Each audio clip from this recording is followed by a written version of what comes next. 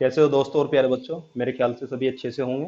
और welcome to my channel only math solution. आइए आज फिर हम स्टार्ट करते हैं आपकी क्लास 12 चैप्टर आपका 3 है मैट्रिक्स और एक्सरसाइज 3.3 के बारे में आज हम बात करेंगे।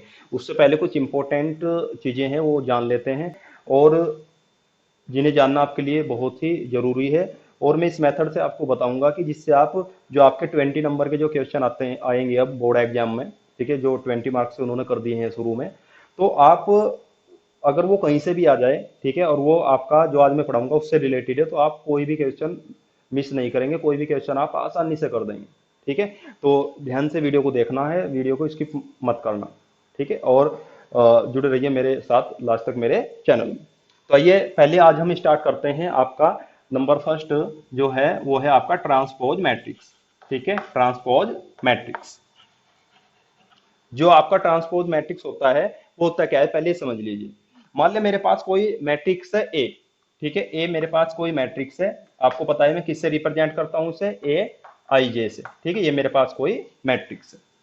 अगर मैं इसमें ऐसा कर दूं कि भाई मैंने ऐसा कर दिया कि जो ये मैट्रिक्स था इसके इक्वल टू मैंने कि जो आपको पता है कि जो आई क्या होता है, आई आपके रो होती है और ये क्या होता है, कॉलम होते हैं कि number of row and number of column जो जे होता है आपका। लेकिन ये मैंने ऐसा कर दिया कि भाई जे पहले लिख दिया और आई मैंने बाद में लिख दिया है। ठीक है, ये मैंने बाद में लिख दिया यानी कि जे की जगह आई कर दिया और आई की जगह जे मैंने कर दिया है। तो इसे ही हम क्या बोलेंगे, इसे ही हम ट्रांसपोज बोलेंगे ए का। क्या बोलेंगे, ट्रांसपोज, जिसे हम ए डैश से रिप्रेजेंट करते हैं। या क्या बोलते हैं इसे, इसे हम बोलते हैं ए टी भी लिख देते हैं, यानी कि ए का ट्रांसपोज। ठीक है, ज्यादातर हम रिप्रेजेंट करते हैं ए डैश से। क्लियर होगा, देखो इतनी सी आसान सी बात है। लेकिन ये आपकी लॉजिकली है। जब आपसे अगर क्वेश्चन पूछा जाएगा जो एक नंबर में होगा वो इसी तरीके से रिलेटेड होगा, ऐसे ही आपको करके देखना है। हो सकता है आप पे यही एक ऑप्शन में दे दिया जाए। ठीक है, तो ये तो था हमारा जो मैथमेटिक्स के हिसाब से जो हम समझाते हैं वो वाला सिस्टम। ठीक है, अब थ्योरेटिकली समझ लीजिए। मान लिया मेरे पास एक मैट्रिक्स है, ठीक है, कोई भी मैट्रिक्स हो सकता है। मान लिया ये है मेरे पास कि भाई ये 1 2 3, ठीक है, और ये मेरे पास है यहाँ पर मान लिया 4 5 6, ये मेरे पास एक मैट्रिक्स है। तो मैंने क्या बताया है कि इसमें क्या कर दो, आई की जगह जे कर दो और जे की जगह आई, यानी कि रो को कॉलम में कन्वर्ट कर दो और कॉलम को रो में आपस में इंटरचेंज कर दो। तो क्या बन जाएगा, आपका ट्रांसपोज बन जाएगा। तो ऐसे ही हम यहाँ पर क्या करेंगे, ठीक है, ये देखिए ये मेरे पास क्या है, ये इसकी रो है। ठीक है, ये रो है, ये ऐसे पड़ी हुई है, तो इसे क्या कर दो, सीधी सी जो हमारी लैंग्वेज है उसे सीधी खड़ी कर दो आप। ठीक है, तो यानी कि इसका कॉलम बना दो। तो ये ऐसे पड़ी हुई थी आपकी रो, तो मैंने ऐसे खड़ी कर दी। लेकिन ये पहला एलिमेंट है, यहाँ से शुरू करना आपको। ठीक है, पहले ही कभी उल्टी कर दो इसे, तो यहीं से ही रहना चाहिए। ठीक है, तो 1 2 3। ठीक है, ऐसी दूसरी रो मेरे पास ये भी ऐसे पड़ी हुई है, इसे भी ऐसे सीधी खड़ी कर दो, यानी कि कॉलम बना दो इसका। तो कितना हो जाएगा, ये मेरे पास 4 5 6। ठीक है, तो ये आपका क्या हो जाएगा, ये आपका ट्रांसपोज मैट्रिक्स बन जाएगा। ठीक है, क्या बन जाएगा, ट्रांसपोज मैट्रिक्स। ठीक है, इसकी जो रो है वो मैंने इंटरचेंज कर दी किसमें, कॉलम में। या आप ये भी कह सकते हैं कि जो इसका कॉलम है वो मैंने इंटरचेंज कर दिया रो में। इसे भी समझ लो, देखो ये मेरे पास क्या था, कॉलम था, फर्स्ट कॉलम। अब देखिए इसकी क्या बन चुकी है, यहाँ पर फर्स्ट रो बन चुकी है। तो आप चाहे तो रो को कॉलम में कन्वर्ट कर दो या कॉलम को रो में कन्वर्ट कर दो। ठीक है, उससे कोई फर्क नहीं पड़ेगा, बात एक ही निकल के आएगी। ठीक है, लेकिन करना एक ही है। तो क्या बन जाएगा आपका ट्रांसपोज, यानी कि इसे हम क्या बोल सकते हैं, ये इसका ये ट्रांसपोज हो चुका। ठीक है, ए का डैश, जिसे हम ट्रांसपोज बोलते हैं। अब जो मैंने ये बात बताई है इसे भी समझ लीजिए। ठीक है, अब देखो ध्यान से, ये मेरे पास पहला एलिमेंट तो हमेशा सेम रहेगा, इससे इससे तो कोई फर्क नहीं पड़ेगा। हम बात करते हैं दूसरे वाले एलिमेंट की। मान लिया ये वाला एलिमेंट है मेरे पास, यहाँ पर ये वाला जो एलिमेंट है इसे हम क्या बोलेंगे, इसे हम बोलेंगे ए। पहली रो का दूसरा एलिमेंट है, यानी कि 1 2, दूसरा एलिमेंट यानी कि दूसरे कॉलम का है, यानी कि ये इसकी रो है, ये इसका कॉलम का नंबर है। समझ गए इस बात को। अब इसे इसमें भी चेक करते हैं। यहाँ पर देखिए, यहाँ पर ये कौन सी रो में है, दूसरी रो में है। तो दूसरी रो में है तो यानी कि दूसरी रो का कौन सा एलिमेंट है, पहला ही एलिमेंट है, यानी कि पहले कॉलम में है। तो ये कितना हो चुका मेरे पास, 2 1। तो देखिए जो लॉजिक मैंने बताया है, ठीक है, जो आपका वहां पर काम करेगा। तो यहाँ पर देखिए ये 12 है, ये कितना हो चुका है, 21। ठीक है, यानी कि आपका जहां पहले 1 था वहां पर 2 हो चुका है। कॉलम और जो रो है आपस में इंटरचेंज हो चुके हैं। आप किसी के भी साथ करके देख लीजिए। मान लिया यहाँ पर ये मैंने 5 ले लिया, तो आप इसे 5 को देखेंगे कितना, मेरे पास है ये ए, दूसरी रो है मेरे पास तो 2 और दूसरा एलिमेंट है कितना है 2, 2 है।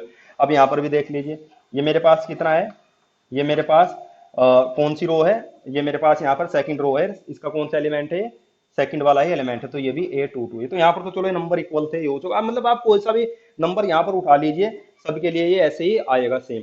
ठीक है, अगर आप बात इसकी करते हैं, ये देख लीजिए ये जो 6 वाला नंबर है, ठीक है देखो ध्यान से, तो कितना मेरे पास ये ए कौन सी रो है, सेकंड वाली रो, तो 2 कौन सा एलिमेंट है, थर्ड वाला यानी कि तीसरे कॉलम का है, तो 2 3। अब इस वाले में देखिए 6 को, क्योंकि कन्वर्ट हो चुका था, ठीक है, तो यहाँ पर देखिए ये 6 वाला, तो ये कितना हो चुका है आपका, कौन सी है 1 2 3, तीसरी रो है तो A3, और आपका जो ये एलिमेंट है कौन सा है, तीसरी रो का दूसरा एलिमेंट है A2। तो ध्यान से देखिए अब इसमें कि जो पहले यहाँ पर आई ये थी, लेकिन अब आई ये दूसरे नंबर पर आ चुकी है, किसकी जगह पर, जे की जगह पर आ चुकी है।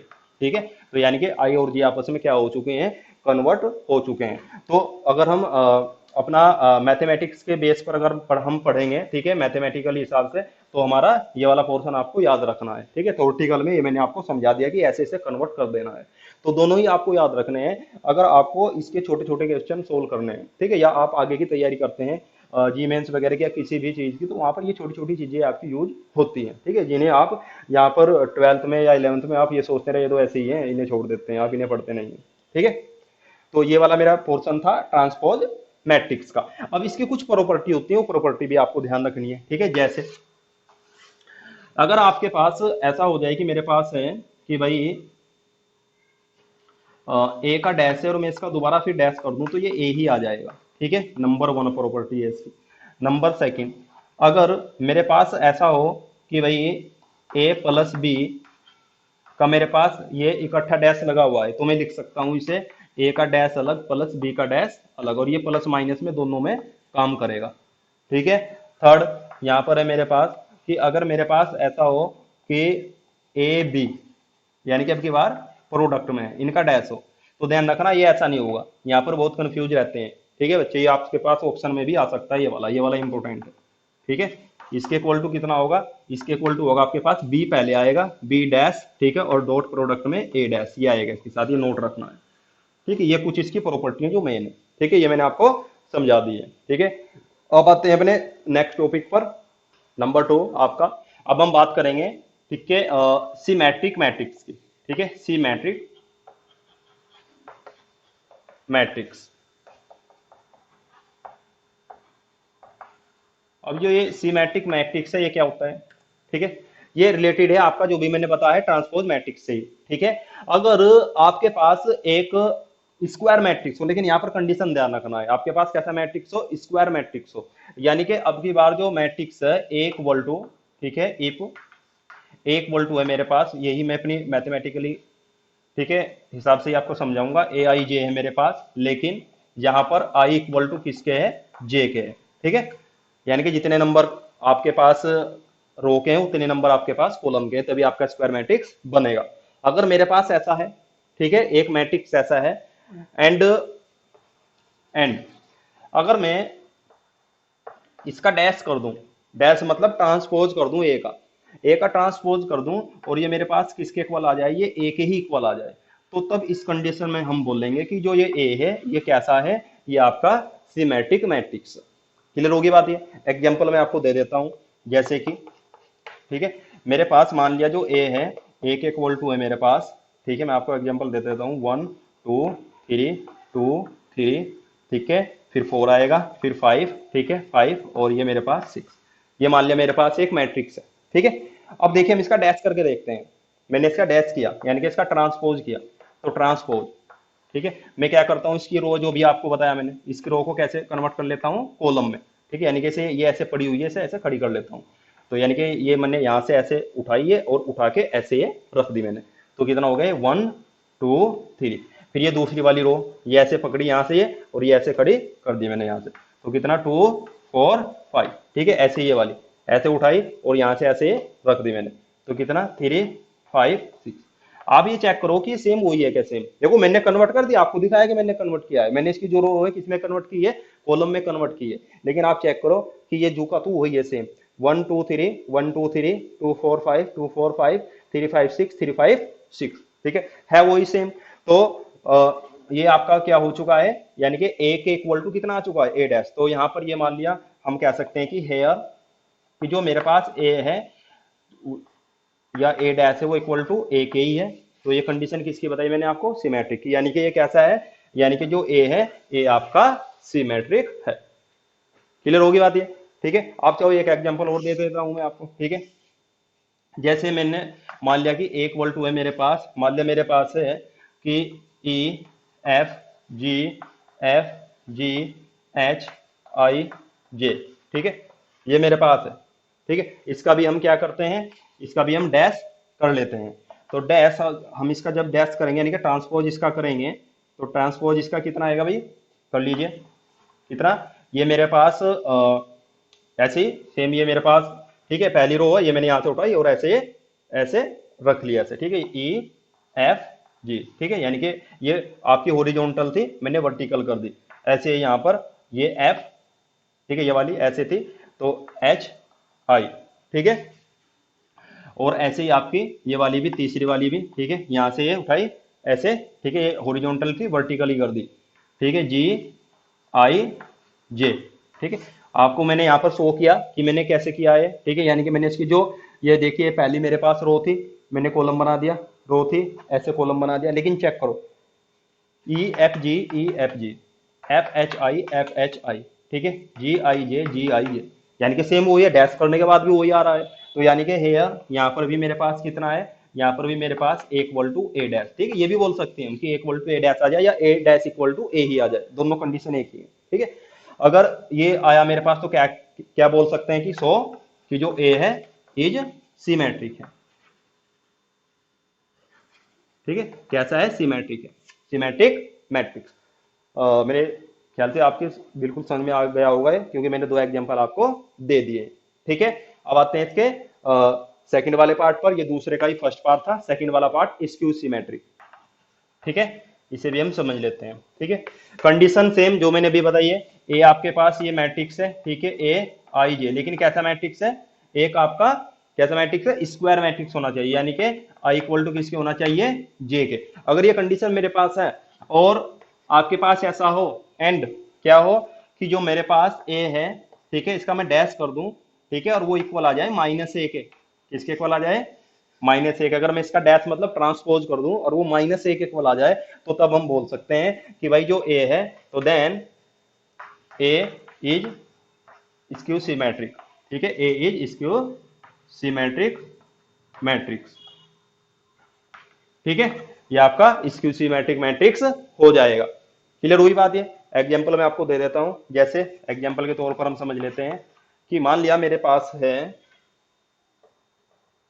ए इक्वल टू, मेरे पास नंबर है ए इक्वल टू 0 1 2, ठीक है, और यहां पर फिर 1 2 0 3 3 0, ठीक है, ये मेरे पास मान लिया एक मैट्रिक्स ए।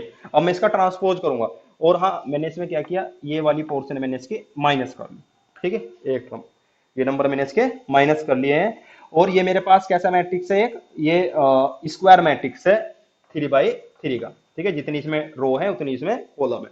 तो मैं इसका देन अगर इसका मैं ट्रांसपोज करूं, ट्रांसपोज ओ पे यानी कि ए का डैश कितना हो जाएगा, वही तरीका जो भी बताया है।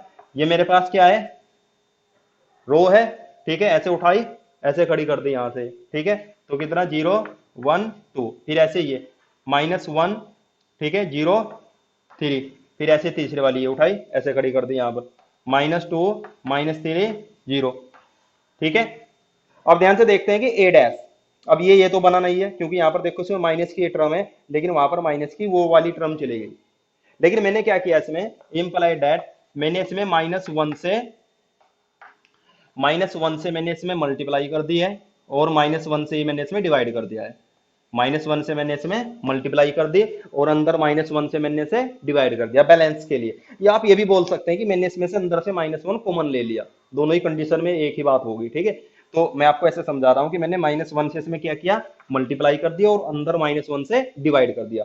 तो जो मैं अंदर -1 से डिवाइड करूंगा तो जीरो वाले तो जीरो ही रहेंगे, लेकिन ये माइनस का 1 हो जाएगा, ये माइनस का 2 हो जाएगा, ये माइनस से डिवाइड करूंगा तो प्लस का 1 0, ये माइनस का 3 हो जाएगा, ये प्लस के 2 3 और ये आपका 0 रहेगा, यानी कि जो माइनस है वो प्लस हो जाएगा, जो प्लस है वो माइनस हो जाएगा। लेकिन अब ध्यान से देखिए, ये वाला तो अब यही वाला बन गया है, ये वाला ही देखो ध्यान से, 0 -1 -2, 0 -1 -2, 1 0 -3, 1 0 -3, 2 3 0, 2 3 0, सेम वही बन चुका है। यानी कि अब मैं इस वाले को क्या लिख सकता हूँ, इसे इतने पार्ट को, इस इतने पार्ट को मैं ए बोल सकता हूँ, ए लिख सकता हूँ। ठीक है, तो ये मेरे पास इस तरीके से हो जाएगा कितना कि ए इक्वल टू -1 यहाँ पर चला हुआ था।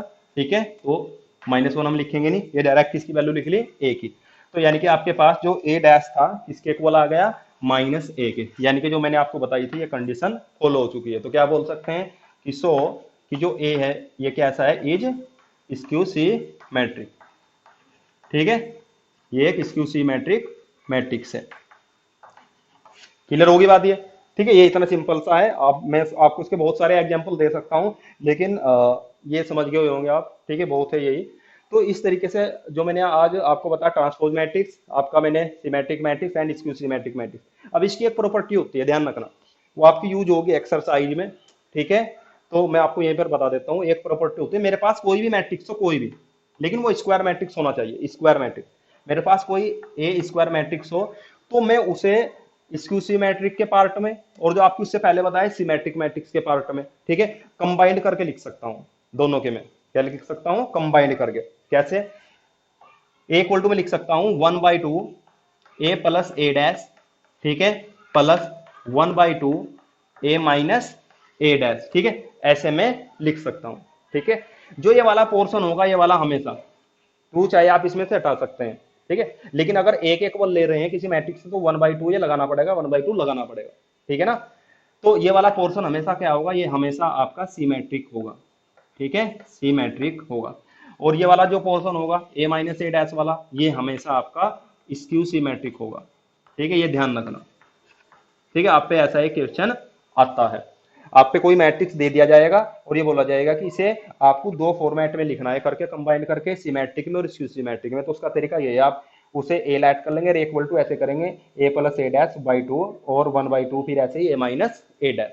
ठीक है, हो सके तो मैं आपको नेक्स्ट जब आपकी एक्सरसाइज 3.3 होगी तो उसमें मैं ये क्वेश्चन आपको बता दूंगा, क्योंकि अब ये वीडियो थोड़ी ज्यादा लंबी हो जाएगी। ठीक है, और मैं ज्यादा लंबी वीडियो बनाता नहीं हूँ। आज के लिए इतना ही। ठीक है, मेरे ख्याल से आपको ये समझ में आया होगा जो मैंने बताया है। अगर अच्छा लगा हो, वीडियो मेरी बढ़िया लगी हो, तो वीडियो को अपना जो ग्रुप है आपका 12th वाला या 11th वाला, ठीक है, उनमें वीडियो को शेयर करना। जहाँ जो भी कोई देख रहा है इस वीडियो को, ठीक है, वो चाहे कहीं से भी हो, ठीक है, पूरे भारत से, अगर आपको वीडियो अच्छी लगी है तो अपने ग्रुप में जो 12th वाला आपका ग्रुप है उसमें वीडियो को शेयर जरूर करना और चैनल को सब्सक्राइब करना। तो इसी के साथ जय हिंद बच्चों, फिर मिलूंगा अपनी नेक्स्ट वीडियो में।